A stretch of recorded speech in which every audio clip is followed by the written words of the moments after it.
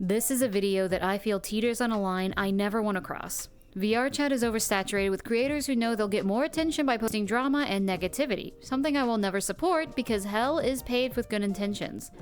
But this is a different kind of drama. This isn't two people hashing out their opinions on a feature gone rogue, but instead a genuine concern that derails the future of VRChat.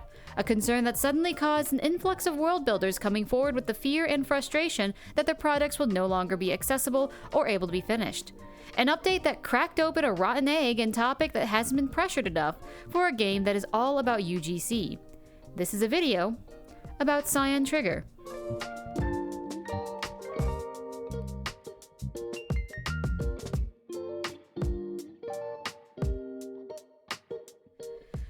First and foremost, if you're here for the very first time, welcome. My name is Nuance, and I'll be honored to have you here. Before we begin, I do want to bring up something important. As mentioned at the start, this topic thinly balances between drama and news, and I'm going to be doing my best to focus on the discussion side.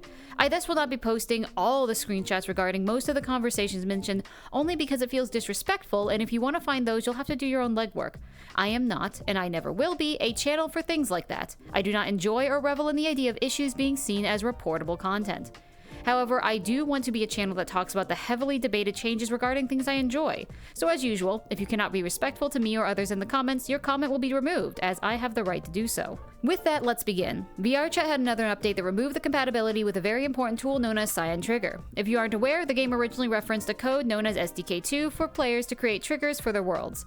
These triggers originally were, in short, quite limiting, however you could do the basics, and if you were creative, the sky was almost the limit. However, 5 years ago, VRChat had enough of these limitations. They wanted to branch out and make a system much more flexible. Thus, Udon, known as SDK3, was created. Udon used a very similar setup as C# in terms of how their coding works, so the idea was that it would allow much more freedom to create. This update caused mixed reactions. Some were overjoyed, not needing to go and try work around limiting parameters. Others, though, didn't take it well. Some even left the platform entirely.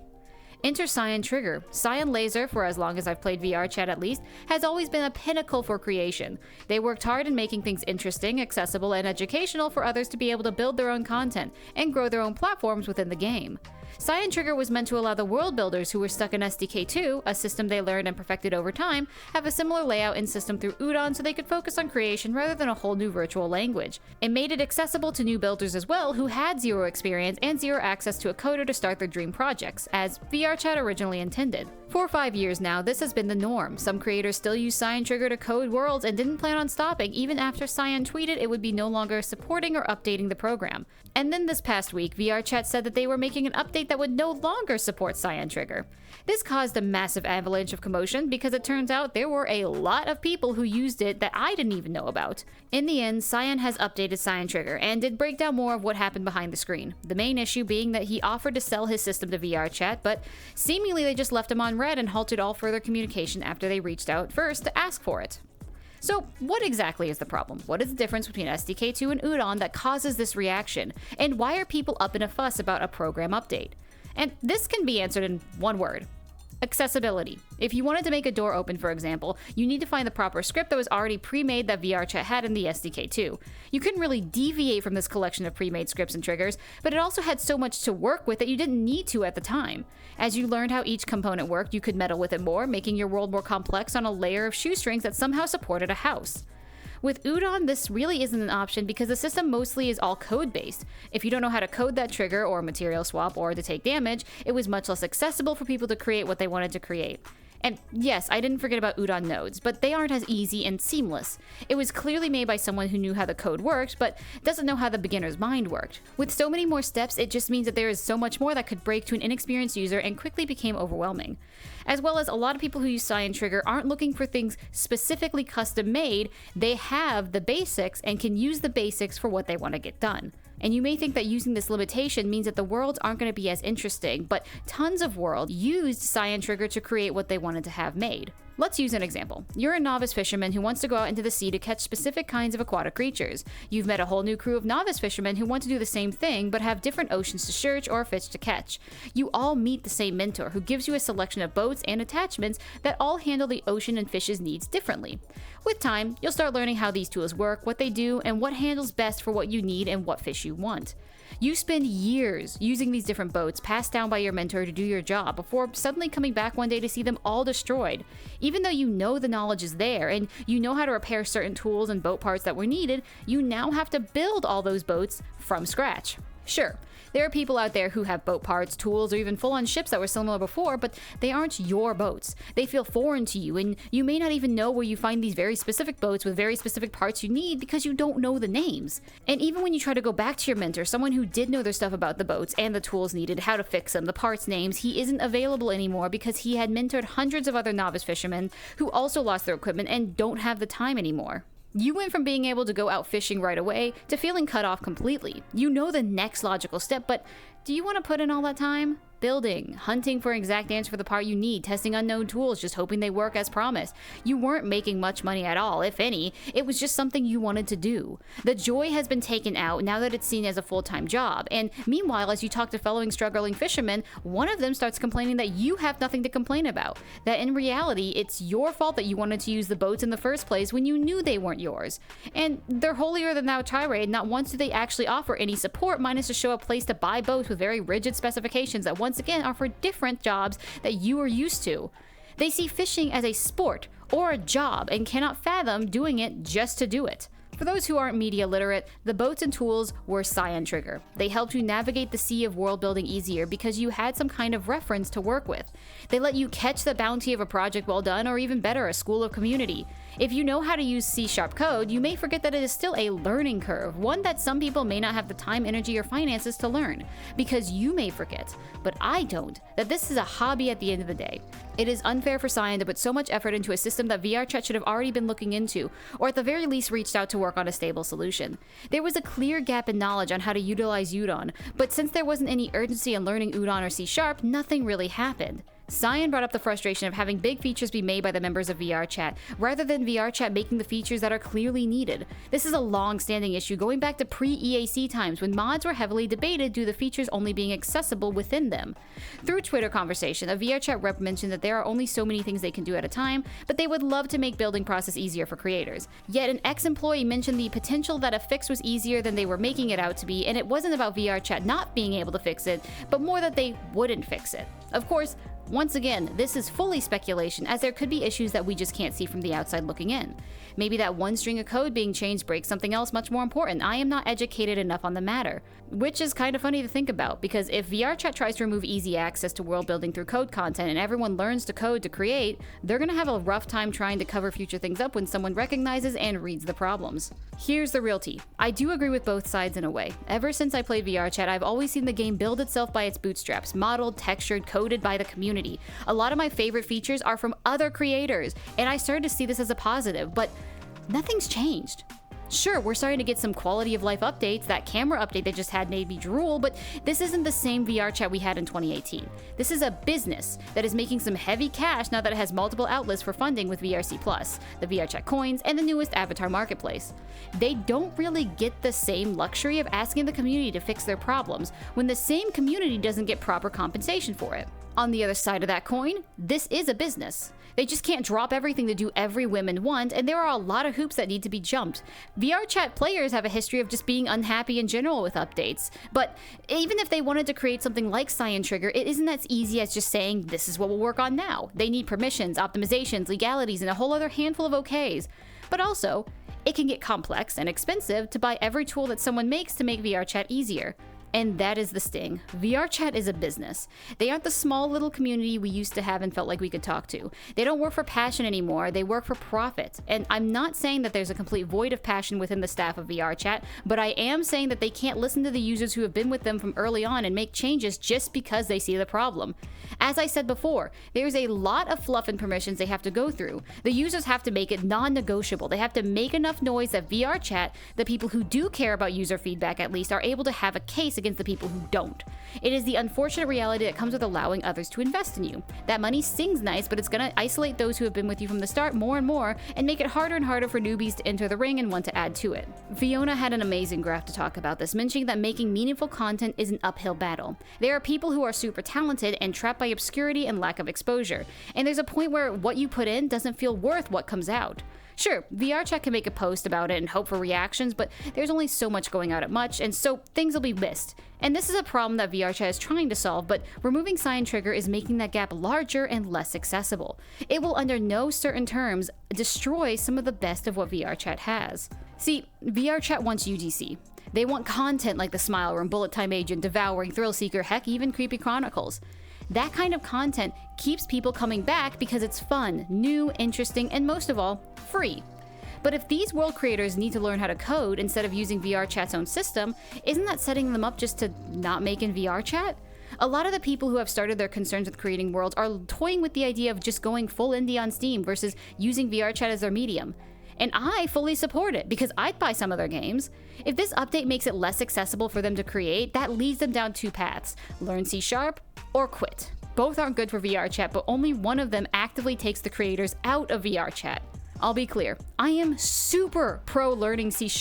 I have a class somewhere downloaded on one of my mini hard drives that I have been taking in my free time. I want to learn it because I want to be independent and one day consider creating my own content. But some worlds don't have that kind of bandwidth to learn C# and don't have the funds, means, or connections to find someone to script for them like I do with Risky. They were built out of enjoyment, not out of necessity, and that ties back to something I've said for years. People who create in VRChat do it for fun, not as a job. When you make that fun more of a job, you are going to have less. And maybe that means less saturation, but to me that means missing out on future potential creators, or losing current ones to the sands of time. It means that those unrealistic high standards are about to get higher, and the quality gap of worlds will get further apart.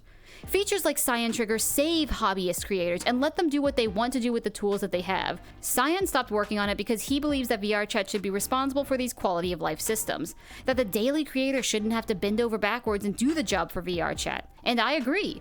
I've sold only a few things in the past and already lose my temper when someone can't follow the simple instruction of click the Unity box thing and then hit upload.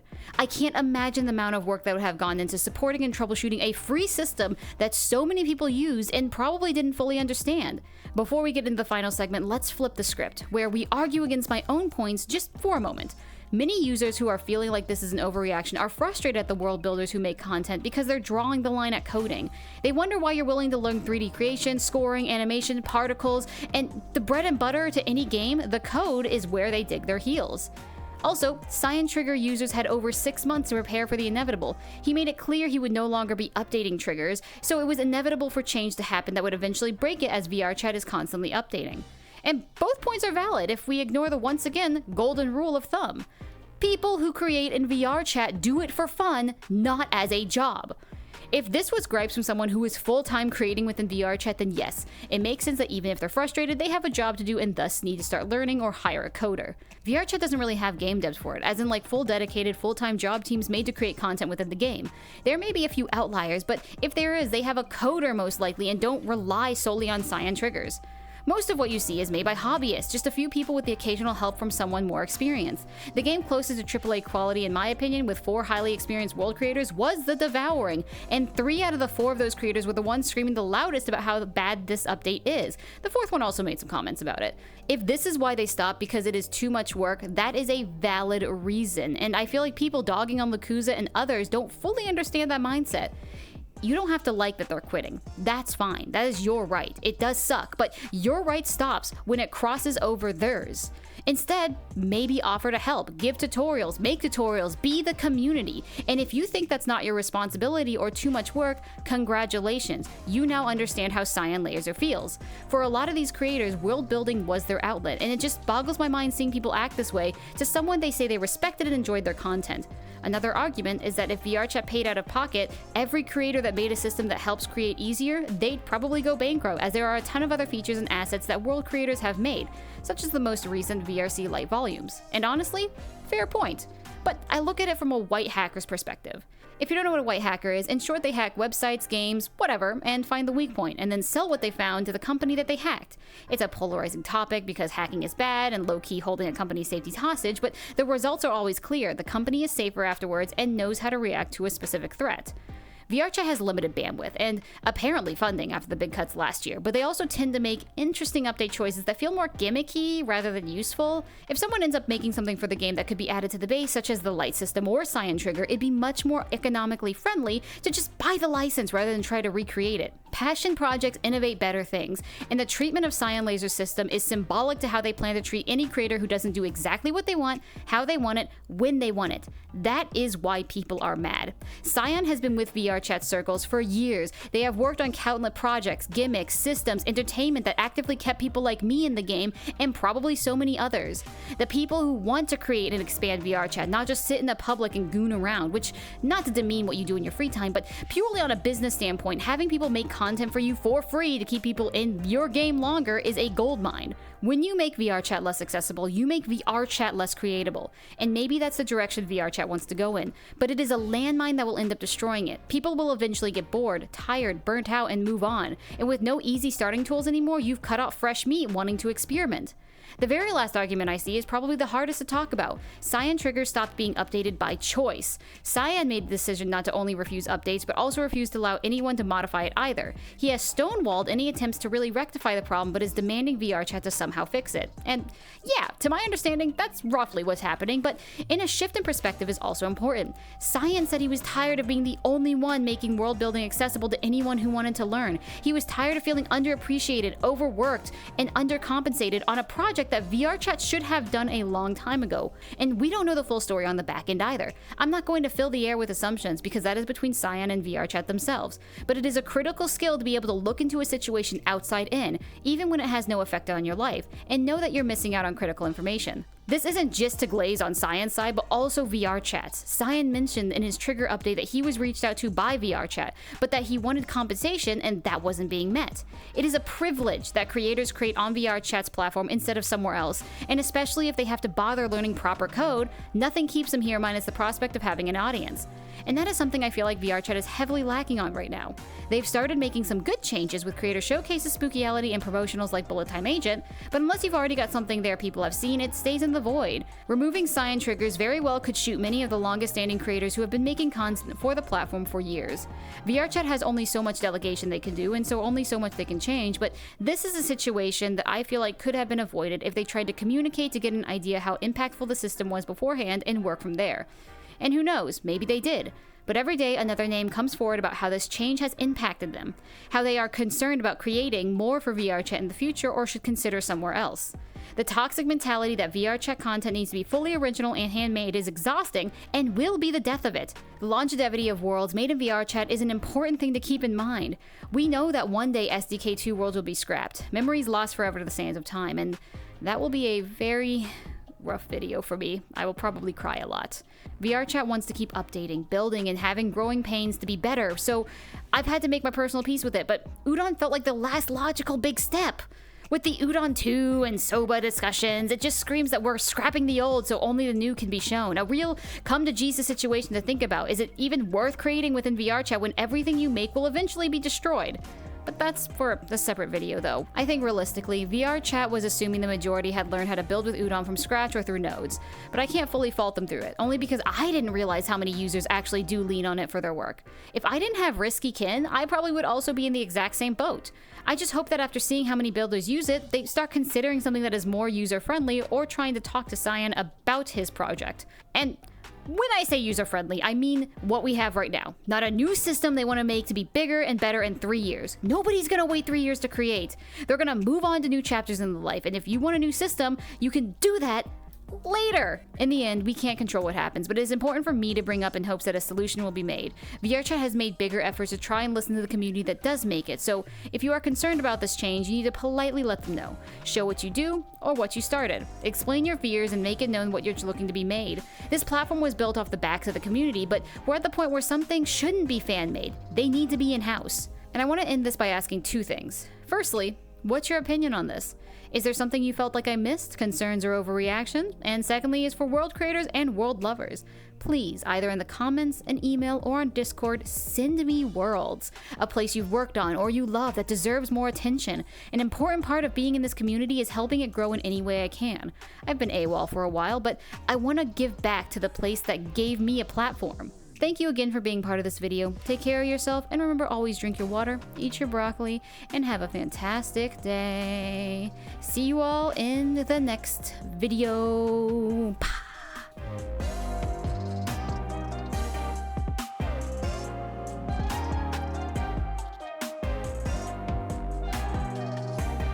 A quick shout out to all of my REMs out there. Elise and Raksha, thank you so much for your continued support.